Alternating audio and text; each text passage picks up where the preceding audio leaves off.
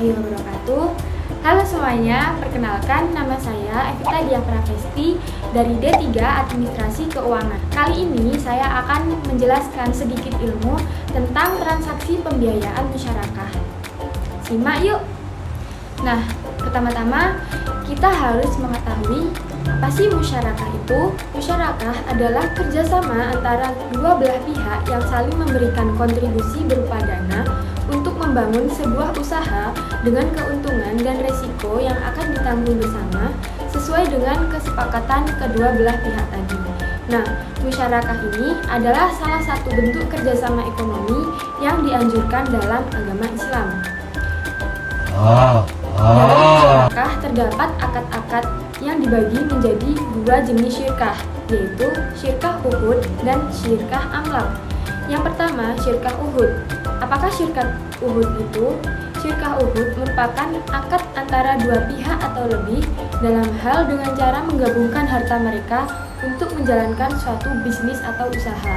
Sedangkan syirkah amlak terjadi bukan karena akad, tetapi melainkan karena kehendak untuk memiliki harta bersama. Untuk melakukan musyarakah juga terdapat beberapa rukun yang harus dipenuhi.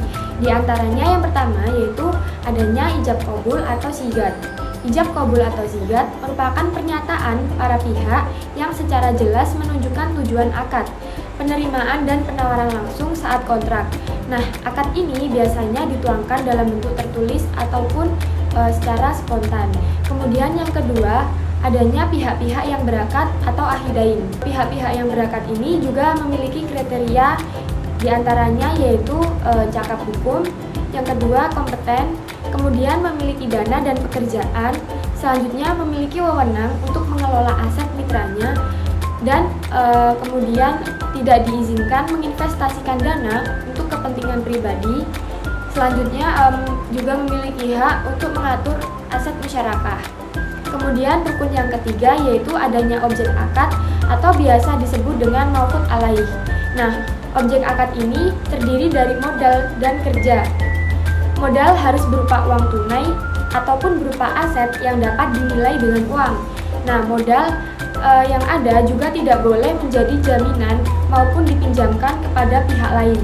Sedangkan objek kerja itu harus dilakukan atas nama pribadi maupun mitra masing-masing. Pekerjaan yang dilakukan ini tidak harus sama besar, namun pihak yang mengerjakan lebih banyak berhak mendapat tambahan keuntungan. Jadi bagi hasilnya itu sesuai dengan tingkatan pekerjaan. Kemudian yang selanjutnya yaitu bagi hasil atau nisbah.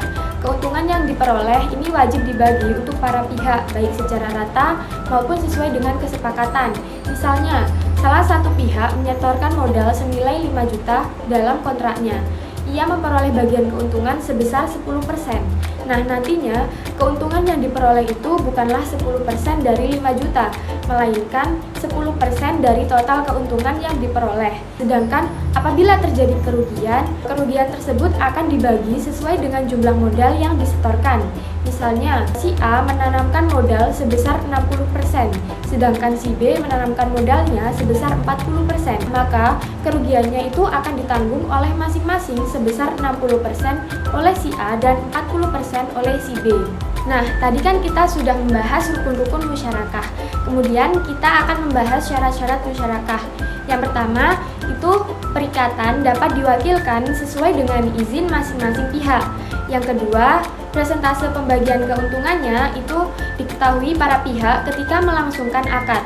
Kemudian keuntungan yang diperoleh itu ditentukan dalam bentuk presentase, bukan dalam jumlah yang pasti. Untuk contoh akad musyarakah sendiri, ini banyak terjadi di sekitar kita.